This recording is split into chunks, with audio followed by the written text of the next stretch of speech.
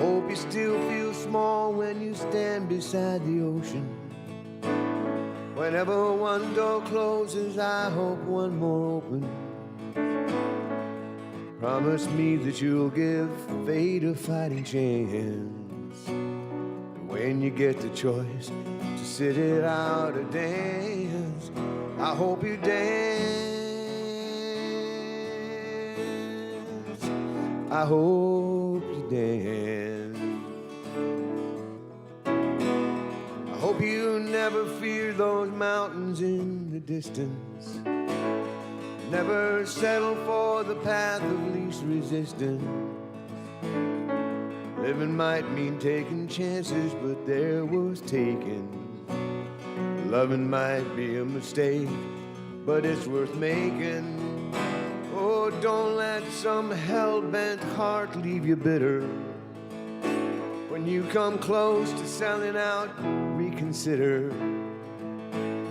Give the heavens above more than just a passing glance. When you get the choice to sit it out or dance, I hope you dance. I hope you dance. I hope you dance. I hope you dance.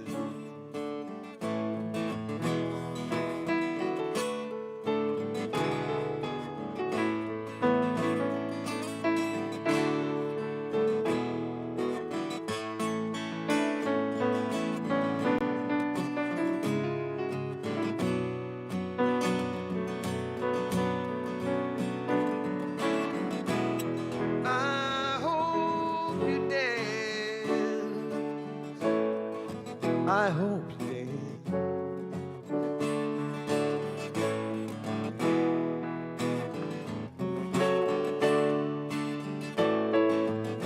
I hope you never lose your sense of wonder. You get your fill to eat, but always have that hunger. May you never take one single breath for granted.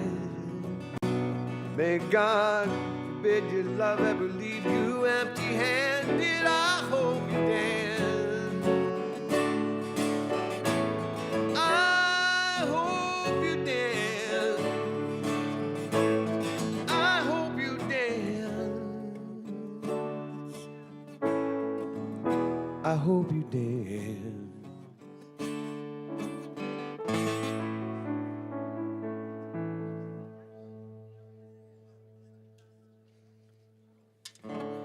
Morning, all.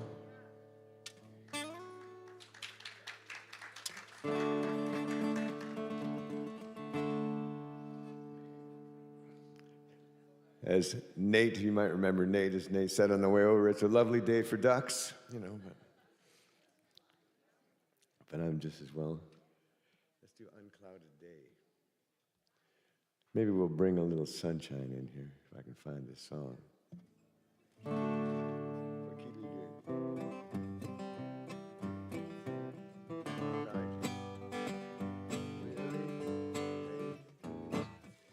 Take you out to the country here.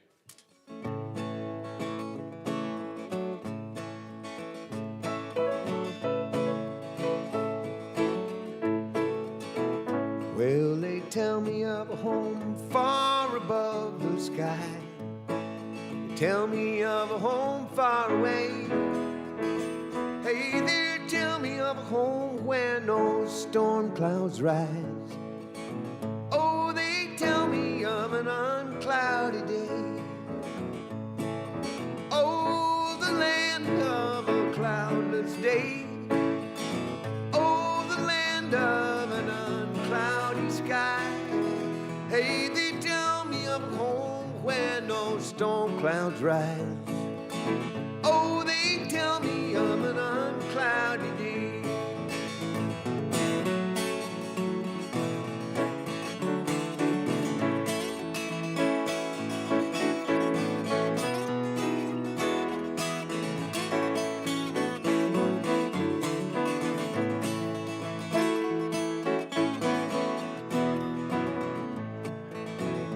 Well, they tell me of a home where my friends have gone. They tell me of a home far away, where the tree of life in eternal bloom spreads its fragrance on an uncloudy day. And it's all the clay of a cloudless sky, oh, the land of an uncloudy sky. Hey, they tell me of a home where no storm clouds rise. Whoa, they tell me of an uncloudy day.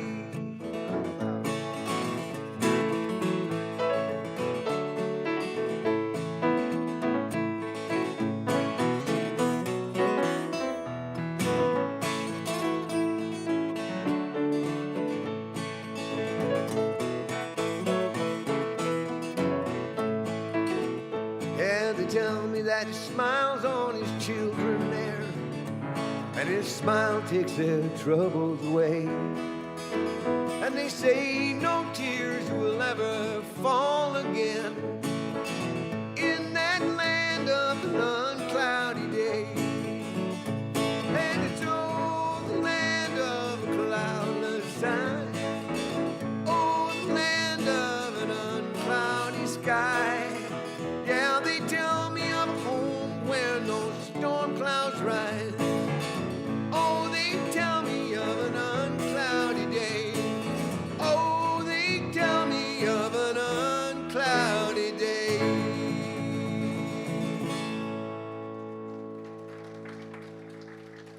Might be coming. And here comes someone to part the clouds. Well, I don't know about that, but we could use an uncloudy day. Yeah. Good morning, everyone. I'm Reverend Ken Wilcox, and welcome to the Center for Spiritual Living. You know, we are a unique spiritual community. We don't force any dogma upon you.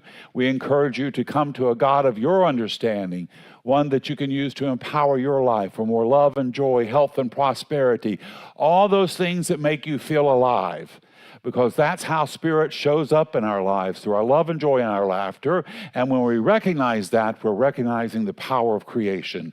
So know you're in a good place this morning, and Spirit's going to recognize and reward you abundantly. Well, I have several announcements this morning because there's always lots of great stuff going on. You see all these wonderful gifts here. I think we've got, yeah.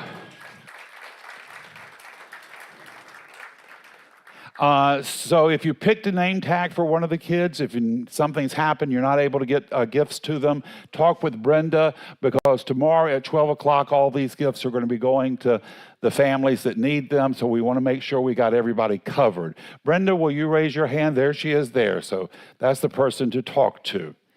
At 11:30 today, we've got a workshop with Elaine Malloy, and she's going to focus on healing, about having more health and love and empowering relationships. And she's going to end the workshop with a Christ-conscious meditation. So that sounds very interesting. It's free. It's for a love offering at 11:30 in the auditorium today. Food pantry, you see we've gotten a ton of food outside. We donate food every week. It's an important and wonderful thing for us to do. So go through your pantry, bring those things in that have a long shelf life. So we're talking about rice, pasta, any canned protein, tuna, fish, Spam even. And I love Spam. No. Hormel company, don't sue me. It's a tasty product. But bring it in, and we get it to the food pantry, and they give it out to people in need. We've got a holiday party coming up on the 13th, and Mike Lawley's going to come up and tell us about it. Come on up, Mike. Just quickly, it's next Saturday, so you need to sign up. There's a sign-up sheet out near the hospitality room, near the water fountain. If you don't know where that is, come see me after service. It's a potluck, so we don't need to know what you're bringing. Just bring something to share, and I think it starts at 5 o'clock. Am I right, Carolyn? Yeah. Oh, it says up there. Good. Then I'm glad we're in sync.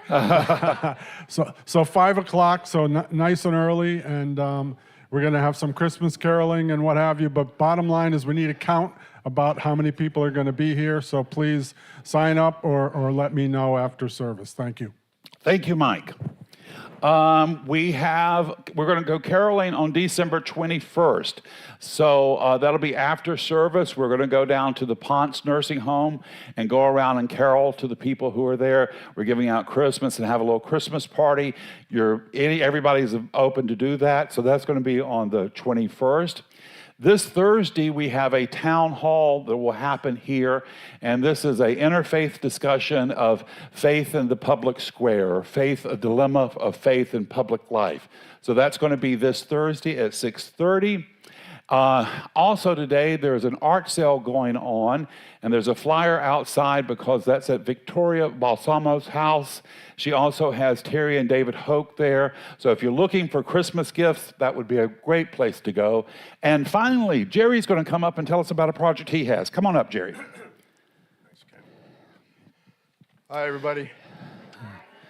This is a public service announcement, all right? It's not a spiritual type thing. Well, in a way, I don't know. Anyway, if you're a Vietnam vet with an ailment, or if somebody in your family is a Vietnam vet with an ailment, or if your neighbor or anybody you know is a Vietnam vet with an ailment, there's about 18 ailments that the VA pays monthly for life if you have any of these conditions. And I mean anywhere from cancer to heart conditions. There's a lot of conditions here. So there's a lot of money on the table for people. And over the past year, I've helped a number of people that weren't aware of it get quite a bit of money every month, anywhere from $500 to $5,000 a month for the rest of their life and to their wives also. So it's a big deal, and it helps some people financially. So anyway, Jim thankfully put my phone number on here. So if you want to see me afterwards, I'm always here drinking a lot of coffee. Or my phone number's on here, and if you know anybody that can fall into this category, please have them give me a call. And I'm not from the VA. I'm a happy and grateful recipient. So don't hesitate to hand out my phone number, okay? Thank you. Thank you, Jerry. All right, so let's get the service going with some great music. Don?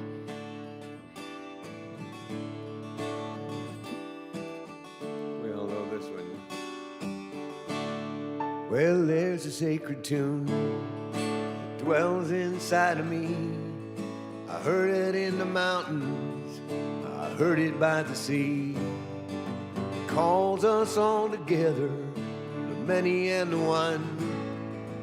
Been around forever and never goes unsung. It's the sum of all that's true, and all I've got to do is raise my voice and sing. And it echoes in the canyons, whispers in the trees, fills my heart with gladness, it resonates in me. It's the sound of angels passing, zephyrs high above, an answer to my asking for just a little bit of love to help me make it through. And all I've got to do is raise my voice and sing.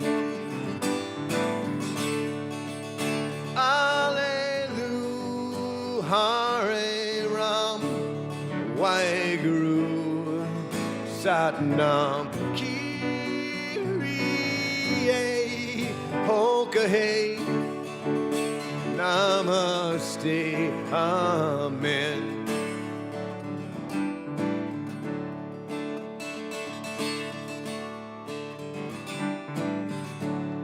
And that sacred tune, so clarion, so clear, resounds across the ages for everyone to hear.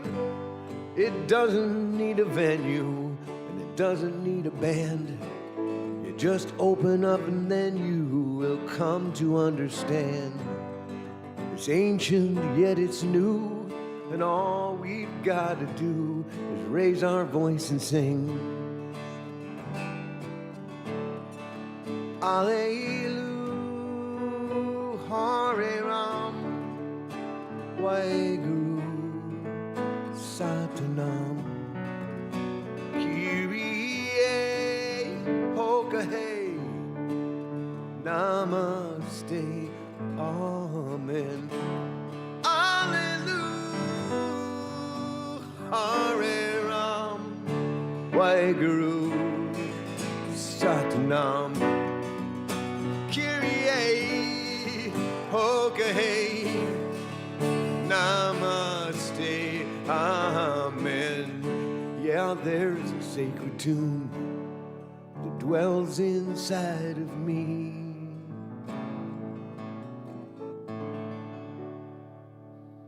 Oh, thank you, Don. I love that song. There is a sacred tune that dwells inside of each of us. And to get that playing, we've got our wonderful, lovely Linda Ryan coming up to do a treatment for us. Come on up, Linda.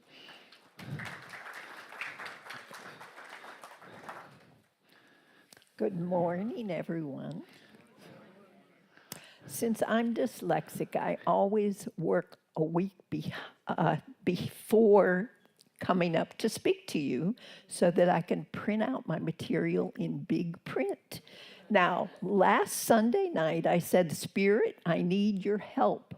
What am I to share next Sunday? And fortunately, this week, it didn't change its mind and tell me something different. So I'm going to share with you from a book that I think was one of the recommendations in the last class Reverend Ken taught, which is called Creative Ideas by our founder, Ernest Holmes. And it is titled, I Guard My Thoughts. Here we find a law of cause and effect. In the long run, if we seek to harm another, we find that we are only harming ourselves. The spiritually wise have always taught that our thoughts ride on the return circuit and that they never fail to reach upon us. Until we have transcended any negative causation we have set in motion, we shall suffer. This is why we should do unto others what we would like them to do unto us. In this law alone, we can find exact justice. The universe imposes neither evil nor limitation upon us. However, being free agents, we may and must experience, at least temporarily, the result of our own negative thoughts and acts. Today I shall guard all my thoughts, seeing to it that nothing emanates from my consciousness other than that which blesses, builds, and heals. I shall not worry about the consequences, for they already exist in the mathematical law of cause and effect. This law does not govern me. It is something which I govern. If nothing goes forth from me which can hurt, then nothing can return to me which can harm. The knowledge of this makes me wise. Faith in the justice of universal is my altar. On it I lay my offering, thoughts of peace, joy, and prosperity. So now, if you would like to relax with your feet on the floor, if you wish to close your eyes, I'm going to do an affirmative prayer in the first person such that you may take it as your own.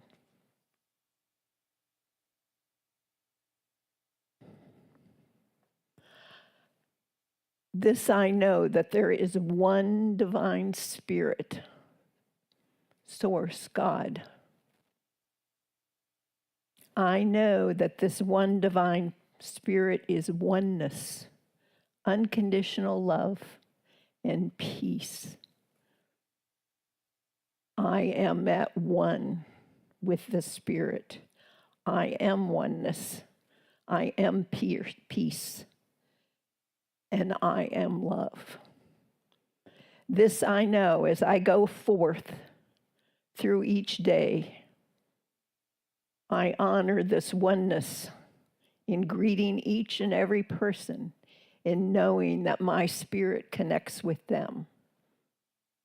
that I can love them unconditionally.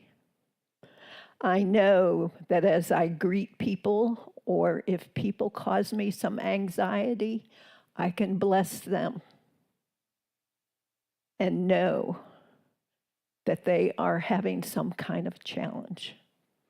So as I go forth through these weeks and upcoming days, I send out unconditional love to each and every person I greet.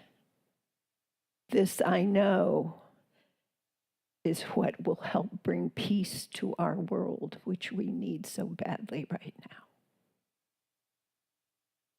I know this to be the absolute truth, and I am so grateful for this knowing.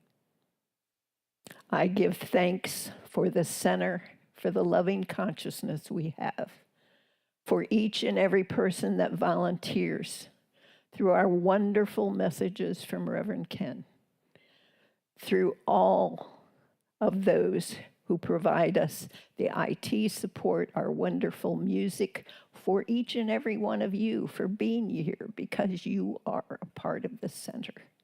For all those that provide us the food, the greeters. There are so many volunteers that help make this center the wonderful wonderful place and the people in it that it is. I am so grateful for all. And I let go and let God, and so it is, and so I let it be. Thank you, Linda. So my talk title this morning is A Jewish Christmas. Last week I had said that I encouraged everyone to do something nice for themselves during the holidays. We do so much nice things for everybody else. It's nice to do something for yourself.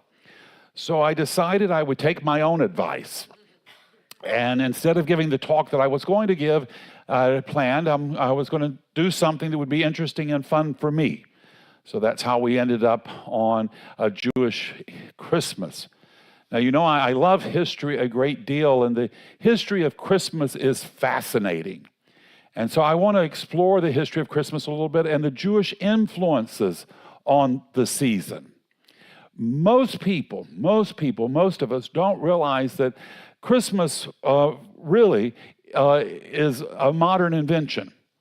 It largely comes from two sources: Victorian England, which really wasn't that long ago, and for Americans and for most of the world now, Hollywood.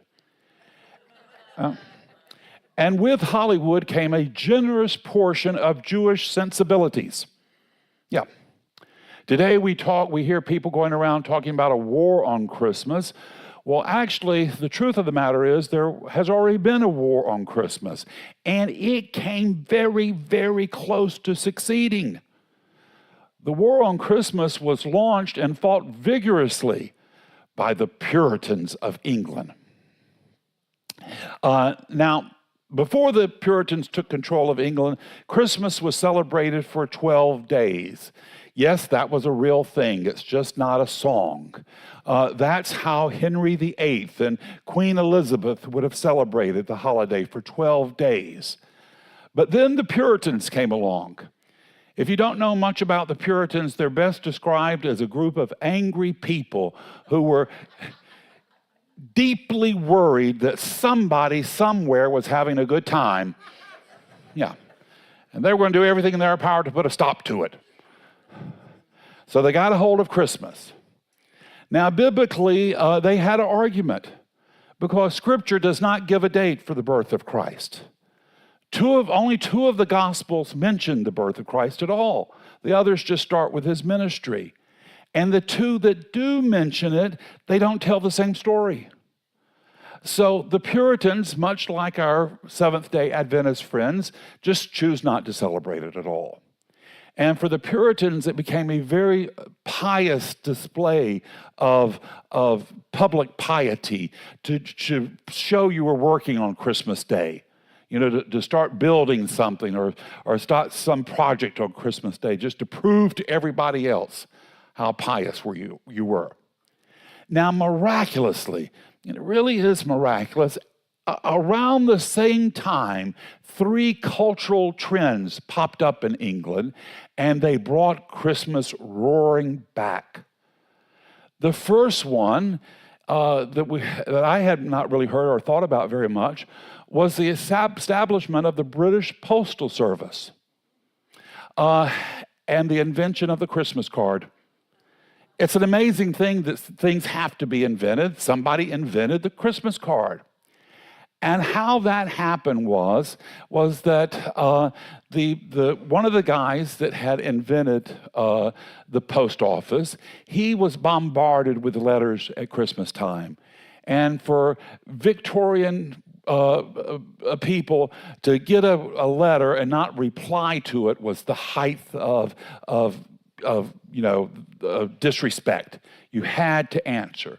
And so Sir Henry Cole, he printed up, and it's actually that card there. That was the first Christmas card, so that he could send out to everybody that was sending him a card. And that was the start of our tradition of sending Christmas card. He printed up 1,000 of them. They all sold out. And because the Postal Service was cheap, you could send a card to anybody for a penny, it became a phenomenon. And suddenly the whole nation, it was a national obsession. And so people were sending Christmas cards to everybody. And ironically enough, the men that had founded the post office, they were horrified that this very serious, the post office, it was going to be about science and business. They didn't want people sending goodwill. Keep your goodwill to yourself. Don't bother up the post office. But amazingly, because of the influx of the holiday mail, it made the post office a success. So postcards were the first cultural invention or influence. The second one was the introduction of the Christmas tree, a completely pagan tradition. Nowhere in Scripture do you ever hear that Mary was nursing the little baby Jesus and the shepherd showed up with a tree and the wise men just happened to have some ornaments to put on it. That did not happen. The Christmas tree was a pagan tradition well before Christianity ever got to Europe. And the people would bring trees into the house to have a little greenery when the season was at its darkest. Because in the dark time of winter, you need a little bit of hope that life's going to continue and that life survives the darkness. And that's how the Christmas tree got to England. Now, at the time on the throne of the British Empire was Queen Victoria, and she had married Prince Albert, the German prince, and she loved everything about Albert. She particularly liked his body. Victoria was not a Victorian. She liked to tell everybody else what to do, but she did not include herself in that. So everything about Albert she loved. And so when he introduced her to the tradition of the Christmas tree, it suddenly became very popular among the British elite, and very soon it was everywhere. Now, the third influence was a book, Charles Dickens' A Christmas Carol. And this was the most profound of them. And this is very interesting because in the Christmas Carol, Dickens, he creates a whole new spirituality around the holiday. In his book, Christ is only mentioned just once by Tiny Tim, but there's a whole spirituality about, giving and loving and being kind, and how we're all here to be conduits for God's blessing. Dickens didn't just tell a story, he made Christmas matter. He was able to influence that. So those three influences came together separately, nobody planned them, and they brought Christmas back to life in England. In America, after World War II, it was the baby boomers, along with music and television and movies, that brought Christmas roaring back to life, and it's the way we celebrate it today. And from that was a good bit of influence by Jewish creatives. Most of our Christmas music was written by people who never celebrated Christmas. Irving Berlin, White Christmas. Johnny Marks, Rudolph the Red-Nosed Reindeer, Rocking Around the Christmas Tree. Where would poor little Brenda Lee be if he hadn't written Rocking Around the Christmas Tree? Most of the music we actually sing at Christmas time was by Jewish authors. Now, the one person I'm going to talk about today, because he produced a Christmas story that I love, it's not very easily found these days, but that is Steven Spielberg. Steven Spielberg was 22 years old when he was hired by Universal Studios. He was so young that the security guards would not even let him on the studio because they couldn't believe he was actually working there. Now, his first real assignment was of a TV show. It was Rod Sterling's Night Gallery. And the star that they gave him to direct on that show was none other than Joan Crawford. I would have just as, you've heard that story about the drunk raccoon that got in the liquor store this past week. I would have rather tried to domesticate a drunk raccoon than to direct Joan Crawford. Joan Crawford had already won an Oscar before Steven Spielberg had been born. And at this point of her career, Hollywood had used her up. They had discarded her. Television was a step down. She felt it like it was a humiliation. And here she had this 20-year-old kid there to direct her. She was furious. And she was known just to eat up directors. And so here he was, 22 years old. But he did something amazing. He approached her with humility and respect, and she melted away. When the show was wrapped up, she personally sent a note to the executives. She said, "Hire this guy. He's got a brilliant future." Now, she was right. He went on and he created things like E.T., Raiders of the Lost Ark, Private and Saving Ryan. And one of the things that I love most is he had an animated TV series. And from that, he created Pinky and the Brain Christmas Special. If you've never seen it, it's about two little lab rats. One of them is Brain. He's brilliant, he's genius, he's determined to rule the world because he's smarter than everybody else. And he's going to take it over. Pinky, he's his goofy sidekick. He's tender, he's sweet. He's had one too many gummies. Don't act like you don't know what I'm talking about.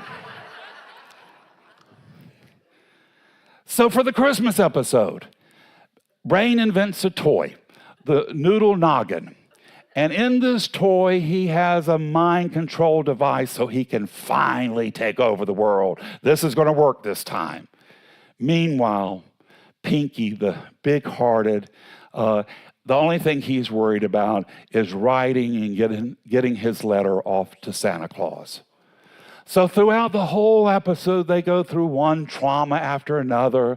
They have to get to Santa so that they can get the toy created at Santa's workshop and get it shipped out to everybody in the world.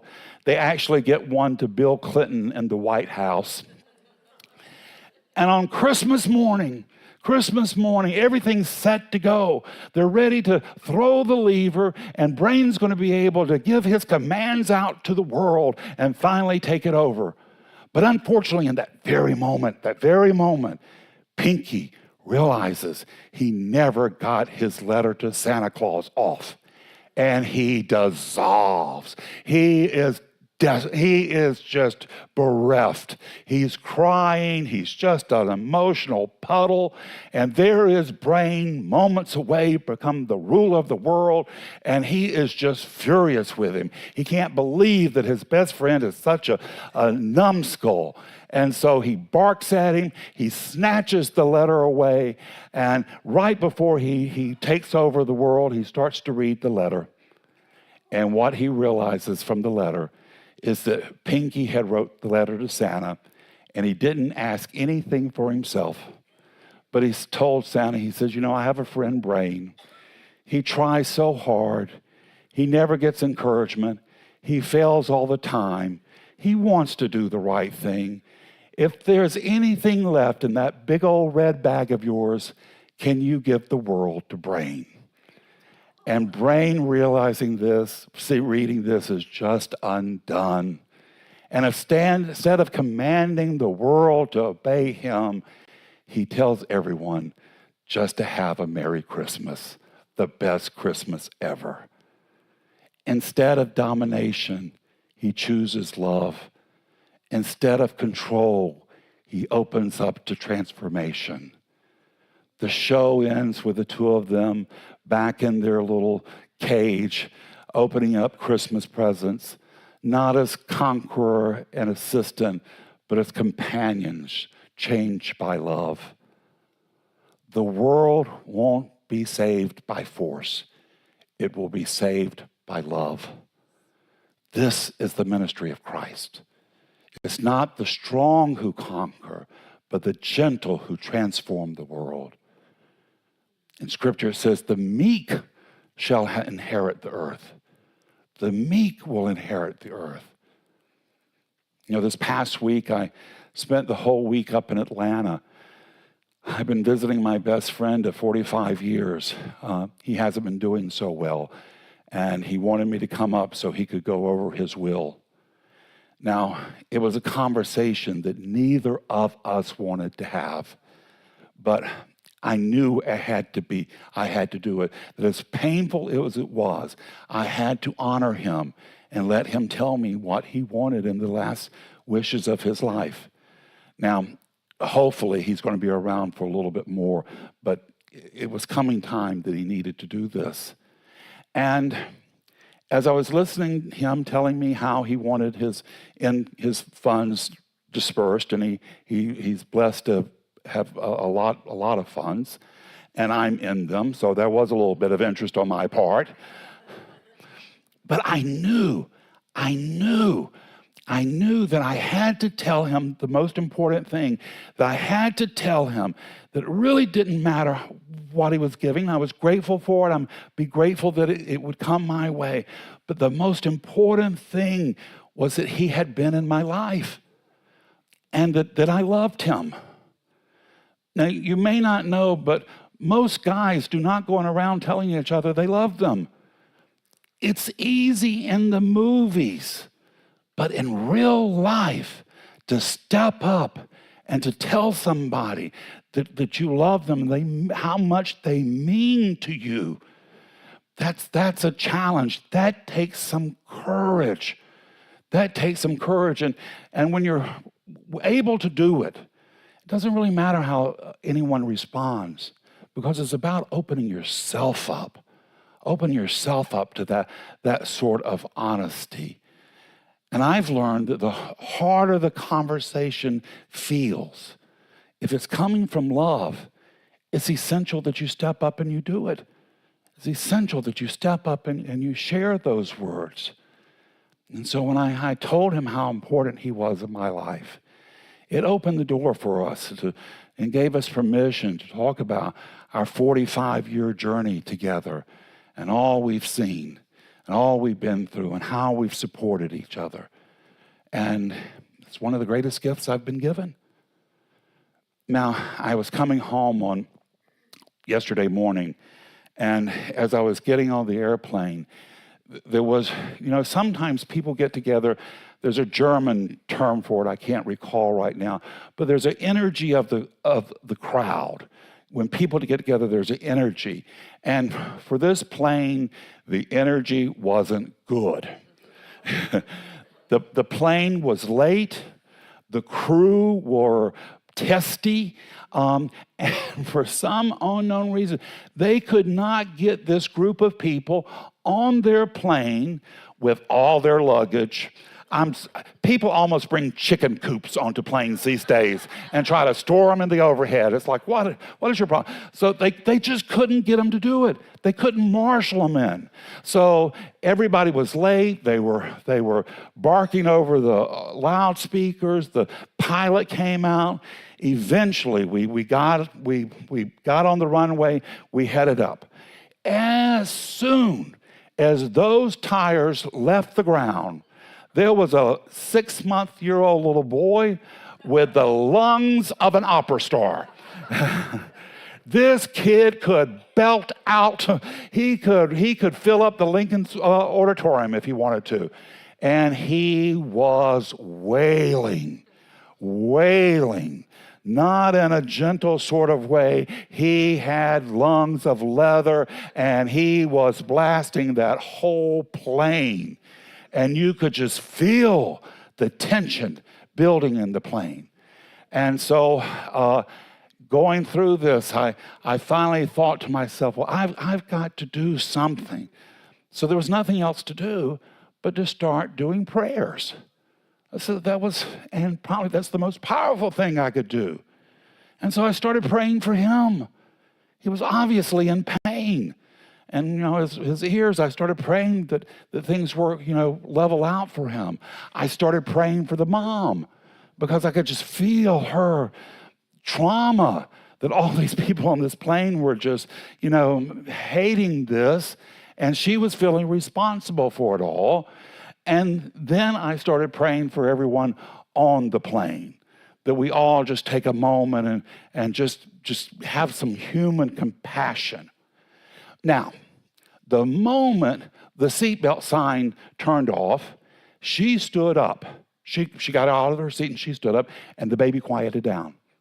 And he never made another peek the whole journey. She stood up and she walked back. I think she was just going to try to keep him more comfortable. So she was walking down the aisle. I was on the seat by the aisle. And I had made it my intentions. I was going to catch her eyes and just smile at her, just to let her know that there were people who understood. It was just a human thing. And so I was trying to catch her eyes, but instead of catching her eyes, this little rugrat, he deliberately caught mine. And we had a moment. It was as if he was recognizing exactly what I had been up to. For love or fear, for good or worse, life responds to us.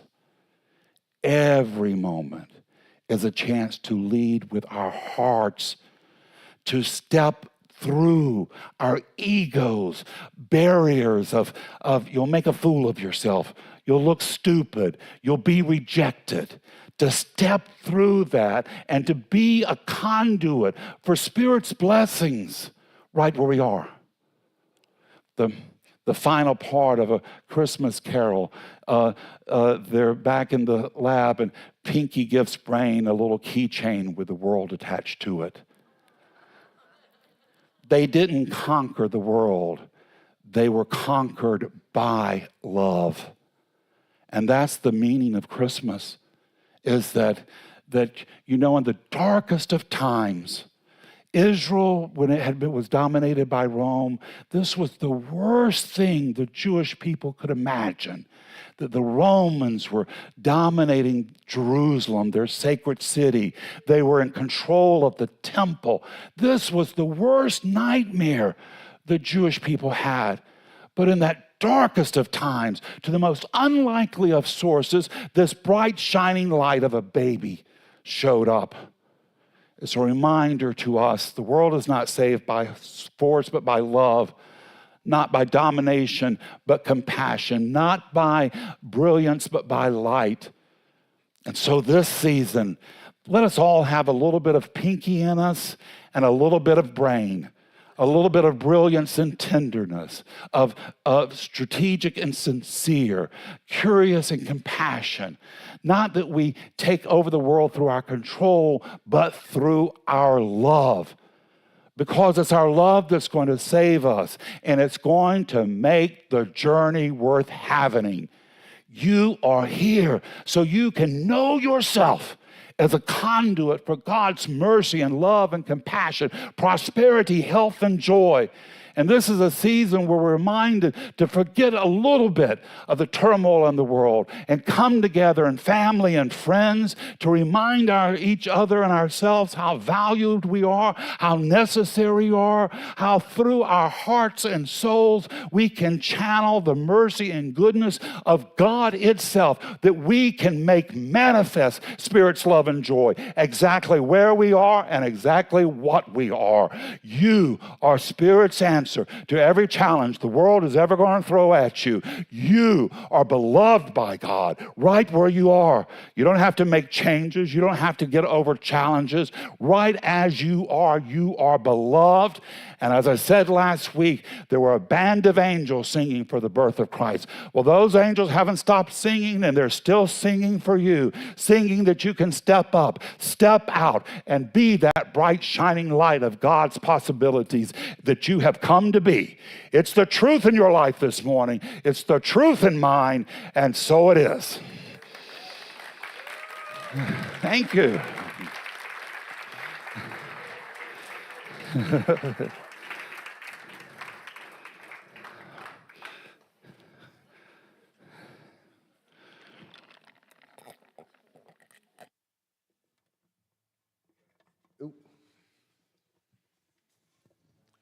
I wish I had a song about Peaky and Brain. I'll go to work on that.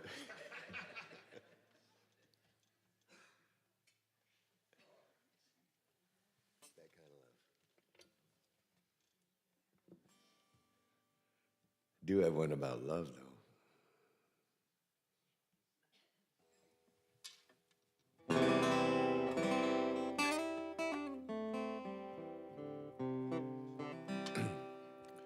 That was created for and inspired by this community in this room.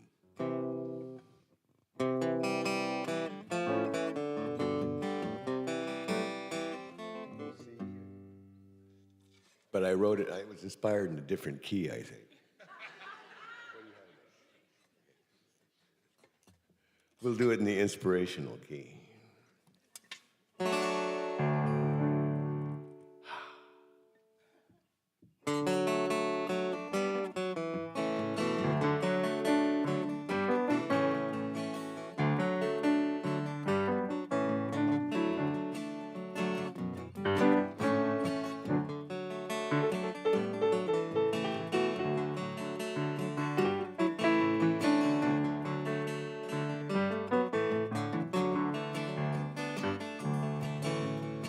That kind of love just makes me happy. That kind of love just gets me through. The kind of love I only get from you. When I feel it deep inside me, I know there's nothing I can't do. That's the kind of love I get from you. You are the answer to whatever troubling me. In time of anger, it's as though my heart were locked, but you got the key. That kind of love just makes me happy. That kind of love just gets me through. The kind of love I only get from you. And when I feel it deep inside me, I know there's nothing I can't do. And that's the kind of love I get from you.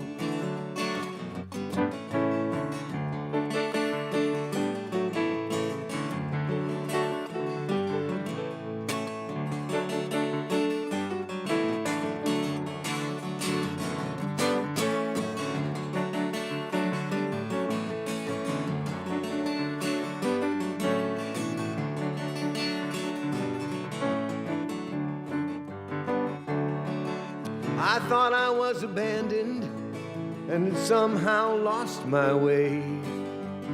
Empty heart and handed, then you filled me with your love. And I've got to say, that kind of love just makes me happy. That kind of love just gets me through. The kind of love I only get from you. And when I feel it deep inside me, I know there's nothing I can do. And that's the kind of love I get from you. You are the sunlight that starts my every day. And when the day is done, you're still with me here. And I gotta say, that kind of love just makes me happy. That kind of love gets me through. The kind of love I only get from you. And when I feel it deep inside me, I know there's nothing I can't do. And that's the kind of love I get from you. And that's the kind of love I get from you. And that's the kind of love I get from you. Hey! Thank you, Don. Well, now we come to the time we support this community, and we support this community because it's a really valuable and wonderful place to be. It's a center of light and love and inspiration and encouragement, and we're helping so many people, and you're a part of that. Your contributions to us is allowing us to stay this beacon of light and compassion. So you can help us in several ways. You can volunteer, you can do prayer work for us, and of course you can contribute. However you choose to do so, know that Spirit is going to recognize and reward you abundantly. So if you'll take your intentions and place it over your heart and read this affirmation of prosperity. I live in a universe of abundance. As I freely and joyfully give, I join in the divine flow, and all I share with life returns to me multiplied abundantly. And if the ushers a step forward, Don, I know you got something great for us. Grateful, yeah. This is a song Mary Chapin Carpenter wrote for Thanksgiving, but it applies across the board.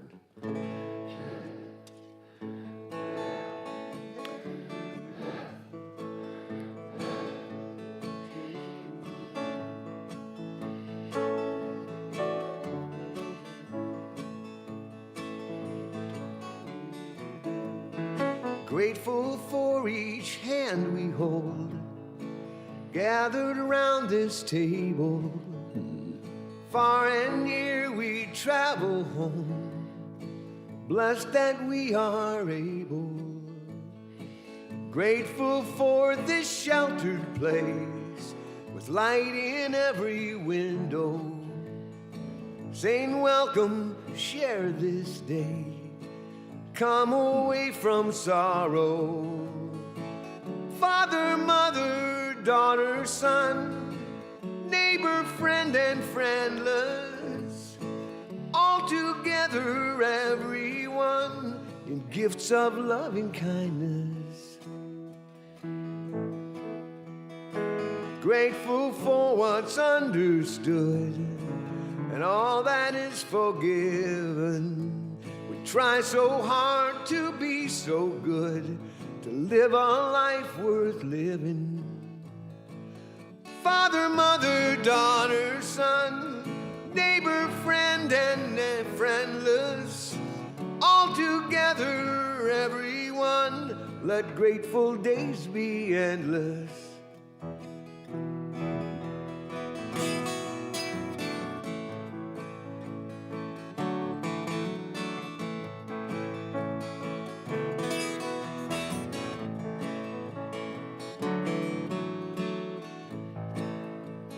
Grateful for each hand we hold, gathered around each table.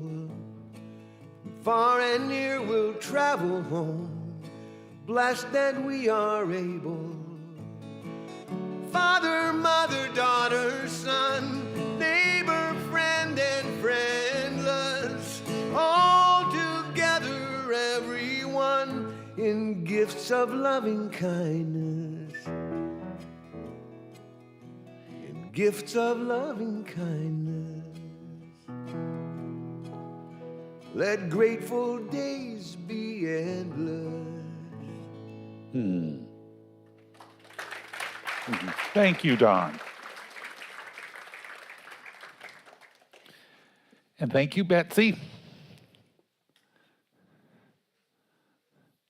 And thank you for your contributions. Your support is enabling us to grow and to thrive, to continue to be a beacon of hope and love and compassion. So you are part of making the world better by your being here.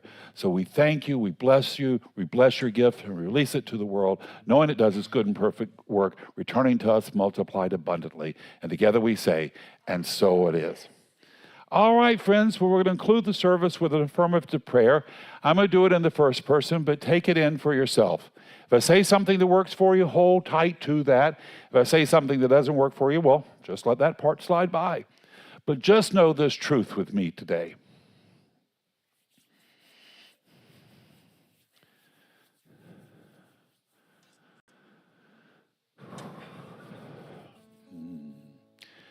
There is but one God and one mind and one power. That power is perfect love. It's divine intelligence. It created me from itself plus nothing else. So here, now, today, I walk the soil of St. Augustine, choosing to know myself as God knows me, not as weak and tired, confused, but as a divine outlet, a channel of God's mercy, compassion, and joy right where I am. So here today, I leave this place encouraged and inspired. I leave this place knowing who I am, that I am a child of the Most High, and that I am here in life to witness Spirit's mercy and goodness and blessings raining down upon me. I'm not just seeking God's blessing, I am a blessing from God. And here today, I look out on the world, and I'm not scared by any man, by any confusion, by any turmoil. I have lifted my eyes up, and I have seen the glory of God raining down upon us. There's a new heaven and a new earth coming to life, and I'm a part of it. So I don't let any of the confusion bother me. I don't let the turmoil of the world disturb my peace. I know I am on a path headed towards the glory of God made manifest. So here today, I leave this place inspired. I leave this place encouraged. I leave here knowing that I have the power and goodness and glory of God flowing through me, and I am not turning back. I have seen my home, and I am on the move. This is my truth. Every cell of my being radiates this right knowing. And I release this prayer into the mind of God to do its good and perfect, bold and dynamic work, returning to me multiplied abundantly. And together we say, and so it is. All right, my friends, I'm going to leave you with one last thought, and that is your life. Your life, it's not a problem to be solved. It's a miracle unfolding. Your job this week is to go name your miracle, proclaim your miracle, and make it your own. God bless us all. Now let us go be the miracle Spirit is calling us to be. Until we see each other again, this is Reverend Ken wishing you many blessings. Think of your fellow man, lend him a helping hand, put a little love in your heart. You see it's getting late, oh please don't hesitate, put a little love in your heart. And the world will be a better place. Yeah, the world will be a better place for you and me. You just wait and see. Oh, put a little love in your heart. Put a little love in your heart. Put a little love in your heart.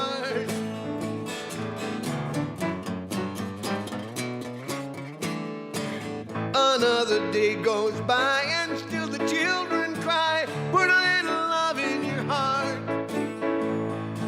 You want the world to know we won't let hatred grow. Put a little love in your heart.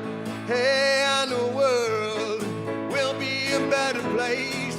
Yeah, the world will be a better place for you and me. You just wait.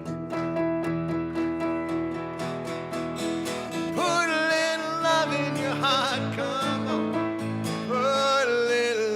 in your heart. You got to put a little love in your heart. Oh. Oh, take a good look around. And if you're looking down, put a little love in your heart. I hope you will decide kindness will be your guide. Put a little love in your heart, and we know the world is gonna be a better place. Yeah, the world gonna be a better place for you and me. Come on, wait, wait, wait and see. Come put a little love in your heart. You got to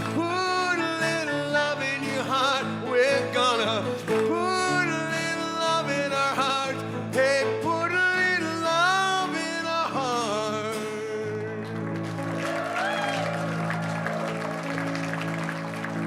We love you.